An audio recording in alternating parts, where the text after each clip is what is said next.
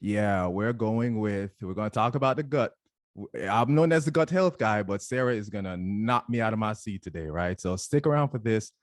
This is going to be a fantastic episode. It is as simple as I just want to feel well on a daily basis. And I think that we have lost that ability to know what does it feel like to actually feel good every single day. And that is gut health at its most basic level, but it goes all the way to so many people being diagnosed with various forms of IBD these days, and even stomach cancers and all of that stuff.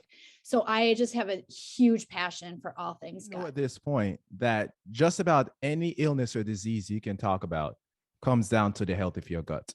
I mean, there's a lot of studies that needs to be done, but I think it's what 75% or more of your immune system resides right there, right? So we know this by now. So the fact that you're bringing this to my audience is very important for us to really learn. Research, I've read various stats, and I've seen anywhere from 70 to 90% of the immune system lives within the gut. Also, 90% of serotonin is there as well. So when you talk about the mind and the gut-brain connection, there's that as well. So many things begin in the gut. And I think the thing that is so interesting about it is it is such a hot topic now. It's the spicy conversation. Everyone wants to get into it. Everyone wants to, focus on it and have clients for it. And I just sit back and laugh because I created a Gutsy Girl and started sharing these stories about what I was doing in my life way back in 2008. The reason why it became a Gutsy Girl was because I was of the mind frame that women were not supposed to talk about their gut. And they weren't supposed to talk about another really, really big issue that I was dealing with at the time, which was infertility. And so I took these topics that were so supposed to be off the table, but yet were so interrelated. And I created a Gutsy Girl. And now they're so openly talked about, and we are learning so much. And it's just fascinating to me. Can you talk about if we have a healthy gut, right? If it impacts everything else? It impacts the clarity of mind, it impacts your energy levels, impact how you feel, how you operate, right? So taking care of this physical body is such an important thing. The mind is a very powerful tool, but like anything else, we have to give it what it needs for it to operate optimally, right? So by taking care of our bodies, our minds can operate more efficiently and can become stronger as well. So thank you so much for tying everything that you did. And now this is going to take me into my next question, leaky gut, because for a while, Western doctors are still coming around to this. There's a lot more studies that we need to do. But for a while there, first it was just considered crack theory. But now we're learning, okay, leaky gut is a real thing. So let my audience know what is it. First of all, the reason why it's quote unquote crack theory is because we just, I think for the simplicity of it, we say the term leaky gut. The true medical term is intestinal permeability. So sometimes if you would say it like that to the doctor, they might take you a little bit more seriously. Otherwise, you go into them and you say leaky gut and then they say crack theory, but it really isn't, because it truly is a thing. And the thing about leaky gut is, I know we're going to talk about IBS too, but leaky gut at the end of the day is also a syndrome. So it's leaky gut syndrome, LGS, IBS syndrome, IBS, right? And so syndromes are really just a classification of something that makes up a lot of different things. And so usually people almost, I find, are using the terms interchangeably these days. They are both just filled with a set of symptoms. So leaky gut, though, the way that I explain it best is, obviously we all have a stomach lining, we all have the epithelial lining, and there is these junctions that are supposed to be tight. So I usually show people and I put up 4 fingers. And if this is your intestinal lining, and it's supposed to be nice and tight, because things that are not supposed to seep through are not, and vice versa, going the other way. And so what happens with a leaky gut is, over time, as the intestinal lining becomes damaged, it separates. And when the lining separates, even, just by a very, very tiny amount, again, things that are not supposed to get in, like for instance, anything as far as toxins and food particles. That's how, you can become intolerant to foods. And listeners of my show know this about me already, but I'm pretty sure you don't know this about me. But I've been off my medications for asthma and my allergies for the last 3 years. March made it 3 years, right? I did it through healing my gut, plain and simple. That's really all it came down to. When my doctor kept putting me on more and more medication, I was like, look, I can't keep doing this. I'm gonna be on like 5 by the time I'm 45 or 50. I can't do this. And he kept telling me to take my medicine. I started studying, and the first book I picked up was from Dr. Stephen Gundry. I'm pretty sure you know who he is. The Plant Paradox. I picked up that book. I learned about my gut, and I started making some small changes because I was skeptical. I'm just naturally a skeptic. And I started making some small changes, and I started feeling better. My asthma was, because my asthma used to be so bad. I used to go home and lay on the couch, like leave work midday and just lay on the couch and just couldn't move. Right. And now it's been years since I've had any kind of asthma issues.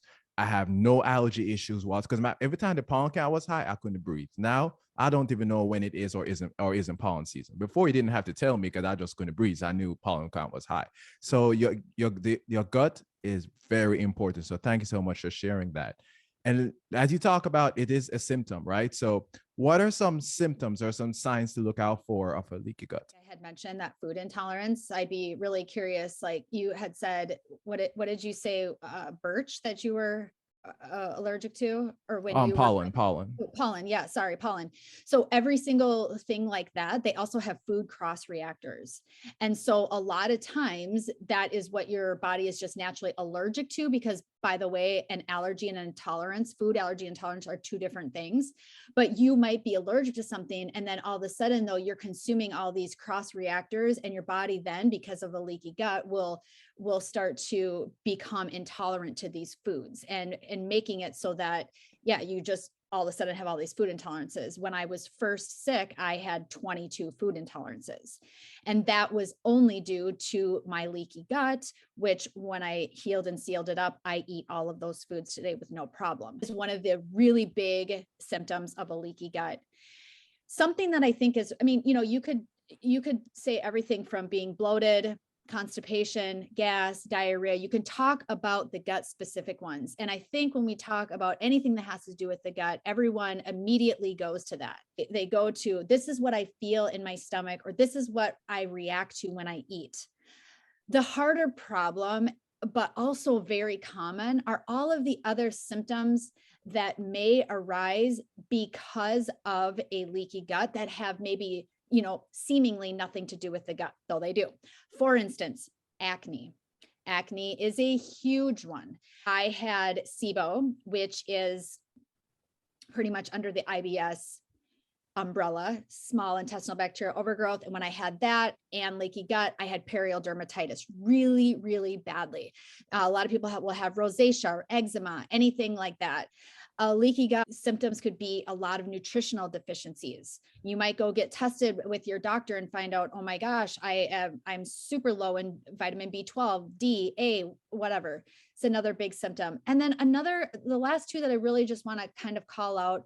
One is the fatigue. Awful fatigue can really set in. You think, you're taking your multivitamins and maybe you're just not absorbing the nutrients because of the leaky gut, because they're seeping through and they're not supposed to. In that case, you could find that you're always tired. This one is like a lot of joint pain. So you can just feel like your body doesn't feel right. And again, like I mentioned earlier, the problem with all this is that we, especially in America, have been so programmed to think that this is just how I'm supposed to feel. We forgot what it is like to feel fantastic without any kind of medication. And so I think that listing out these symptoms is always super helpful and important, because you can look at yourself and, yeah, I do feel that. I feel that joint pain. When I wake up, I feel stiff. If I had a cheaper mic, I would have just like dropped mine on the ground, right? That's like mic drop. You just said some things that wouldn't say blew my mind, but it's just so true, because it was right on the tip of my tongue to say we normalize these things, and it drives me insane. I had a conversation with someone the other day. We're talking about health, and she said, I'm just, I'm only allergic to this. I'm only allergic to a couple of things. And I said, yes, you may be allergic to those things, but there are reasons why you are allergic to a thing. And well, she kept repeating herself, well, it's only this and it's only that. And we just make it so normal. And I'm like, are you kidding me? How do you not realize that this is a problem? You're not supposed to be allergic to the world. Just like you said, you had certain foods you were allergic to, what, 22? Right? That's a lot of stuff you were allergic to. And now no problems. You can, just like me. I've never had food allergies my entire life. However, I had the pollen issue, right? But now no allergic reaction to pollen. Dr. Stephen Gundry talks in his book, The Plant Paradox, that after a while, you can start to reintroduce foods into your diet that you once couldn't eat because you're not supposed to be allergic to the world. And anybody that hears this part of the listen to the podcast, go back and listen to what Sarah just detailed, because if you have anything like this, and there are other symptoms and signs as well, but anything that she just mentioned, stop and think about what's happening. Stop normalizing yourself, because most of us are sick, most of us are unhealthy, and we need to start to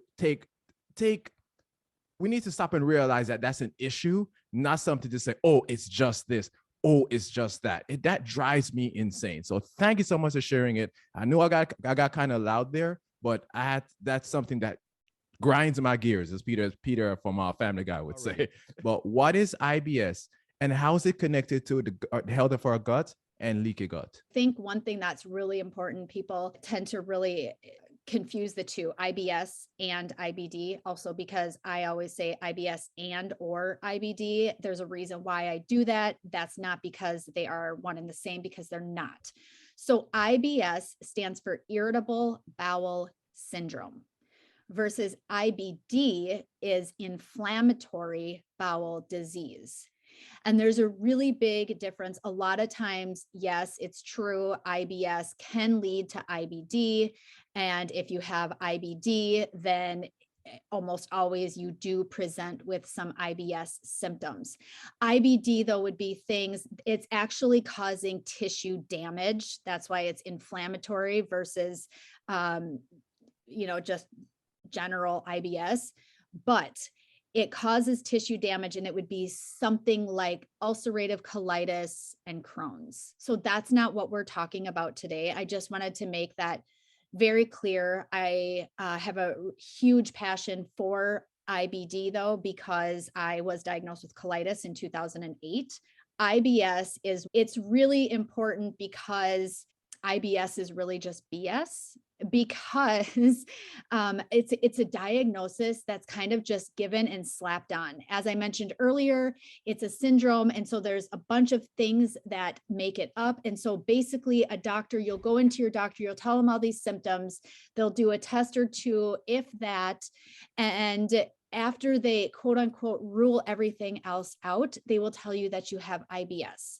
Now, I'm not saying that that's true or that that's not true. All I'm saying is that I really, really try to empower my community to keep looking deeper, to keep understanding. IBS isn't IBS, meaning it's not just so you're diagnosed with IBS and yours is the exact same as mine. We have to do the same thing. It came from the same place. If you have IBS on a Bristol stool scale, which is the poop chart, have you ever seen the poop chart?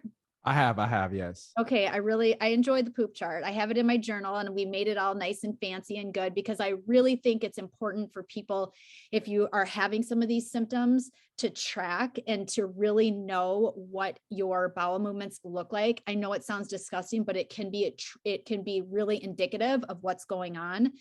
But an IBS would be, that sweet spot is a number 4 on the Bristol stool scale. It goes from a number 1, which is constipation, to a 7, which is diarrhea. So IBS you'd find yourself on either side. IBS is broken down. You'll hear it sometimes IBS-C, which stands for constipation, or IBS-D, which stands for diarrhea, or IBS-M, which is mixed, which a lot of people have. You'll find yourself alternating between constipation and diarrhea. Apparently you are the poop specialist as well. So I'm going to just go ahead and add that to your title. Oh, thank you. I appreciate that. Anytime. I'm here to please.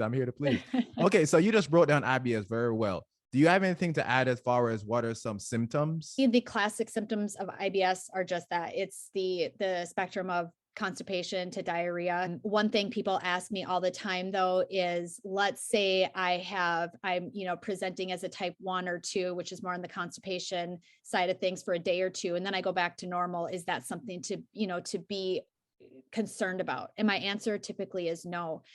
The way that our bowel movements are and your stomach functions on a day-to-day basis can change depending on so many different factors, everything from your stress levels to what you ate to your medications, if you took them, to if you worked out or if you didn't work out. Your bowel movements and everything can change on a day-to-day basis. What you want to be looking for with IBS though are symptoms that are prolonged. So if you notice for more than a week that you have diarrhea, you really need to start paying attention, because there likely is something else going on. Right. The question that everybody's been hanging around for, I kind of had these as 2 questions, but I'm going to bundle them up into one, right? You know your stuff. I'm pretty sure you're going to roll with it quite well. So here we go. Where should someone start if they've been diagnosed with IBS? And what are some habits to improve IBS, i.e. looking at the root causes? Yeah, I am actually working on a gut healing for beginners course, and I have this whole root cause analysis thing that I take people through, because I think that is super important. But what I want to focus on right now is just some places that you could start. I think I just recorded a podcast episode with someone too, and we were talking about making things as easy as possible for people. And what that means really is what's free and easy. What are the things that you can do without having to spend a dime or, go to a doctor or do anything else that seems really complicated. The first thing that I always tell people is to give it a full 3 days. So food intolerances and anything that we eat or the things that we do can take up to 72 hours to present with any symptoms. So before people get really freaked out over, one meal you ate and then the next day you feel miserable, don't. Just give it a full 3 days to try some of these next things that I'm going to discuss. Obviously, this is also why I created my journal, is because I am super passionate about the fact that we have a million things to remember every single day with our personal lives, that if you don't write things down and you don't know what you're eating and you don't know what time things are happening, it's really hard to track, and you just can't go back to get that information, and you'll never be able to truly drill down. So one of the things that I would say during these 3 days is to remove processed foods. Everybody these days they want to fit into a certain diet mold or a classification of foods they want to cut. They want to be gluten-free or dairy-free or corn-free, soy-free, whatever free they want to be, vegan or, keto, whatever diet. I'm all for it. I'm all about it. I've done them all. Literally, I think I've tried them all. The problem with that is that the simplest and easiest thing to do is to just remove the processed foods. And the reason is because processed foods contain so many ingredients. I teach on this idea about ingredients versus ingredients. There are ingredients like an orange, 1 ingredient, an apple, 1 ingredient, a banana, broccoli. Then there are ingredients that make up foods, and those would be the processed foods that I urge people to cut, like a cookie. A cookie has, 17 ingredients in it. So if you react to that cookie, you will never know what actual ingredient in the cookie is not serving you well. But in addition to that, obviously, your listeners are very well educated on processed foods. There's all sorts of inflammatory things that come in processed foods. I usually tell people to look for packaging and for recipes and things that include 3 to 5 ingredients, and or ingredients that they for sure know what they are and can pronounce. The next thing I always tell people is to include a small amount of certain foods. So if your stomach is hurting, you think you have IBS, one very common thing that I see people doing is they go to whatever the latest fad is or the latest magazine, and a lot of times a magazine will say, make sure you're getting 60 grams of fiber today, or make sure you're eating all the prebiotics and take all your probiotics. And the problem with that is it's all fine and good if your gut is in the right place. But if it's not, it can make you far more miserable. And so what I really recommend for people is to understand about foods that contain probiotics and prebiotics and a lot of fiber, and eat them, definitely eat them, but just don't overdo it. Don't just fall into the trend of you have to be healthy, because you might not be healthy right this second. And so that advice isn't going to apply to you. I've already mentioned to keep a journal. I think this is hands down one of the best things you can do on your journey to understand what's going on with your body, because it's so individualized and customized. One would be to cut the alcohol, and two is to cut or definitely reduce the amount of caffeine you have.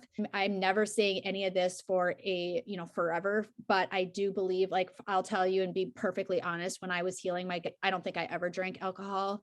If I did, it was just like pure vodka with water and fresh lemon or something, but I never did. And it was years. It was sad, but I had to do it and I believe in it. Same thing with the caffeine. A lot of times it bothers people, especially because of all the things we add to it. And then really just like one of the last couple things I want to say is prioritize sleep. I hate that quote that people say that I'm going to sleep when I'm dead. No, because you're going to die because you don't get enough sleep. No, you won't. I'm sort of kidding about that. But the point is sleeping. I did a sleep study when I was healing my gut. And what I found was, I did it for 30 days.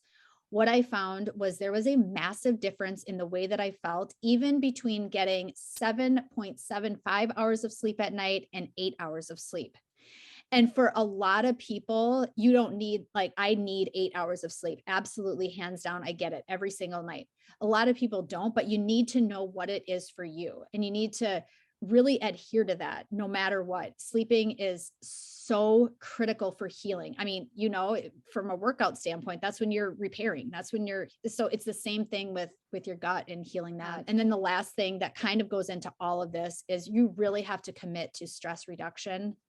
You have to figure it out. It took me 5 times of relapsing with SIBO to understand that mostly the reason I kept relapsing is because I didn't understand what my stressors were and why I could not get them under control. And this is so true for so many people, because what we think is, I'm stressed because I have so much to do at work. But what we forget is that stress is actually so many other things. It's psychological, it's physiological, it's sociological, everything from environmental toxins to, and I don't say this to scare people, because believe me, I have stress today. It's just acute versus chronic stress. You have to learn to manage and to get rid of the chronic stress. That was a fantastic explanation.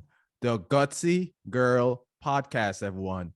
Go out there and check it out and learn about your gut. I know we're talking about IBS at this point in the episode, but it's a fantastic podcast. Sarah's extremely knowledgeable, just like you've heard. So thank you so much for sharing that. And I'm not even going to elaborate, because the things that you mentioned, I've talked about on my show before, but you just put it on a nice fancy bow just a while ago. So anyone, go back and listen to that take. It was fantastic. So before we get out of here, Sarah, do you have anything to add? What I always try to leave people with is that it's so much more than just an upset stomach.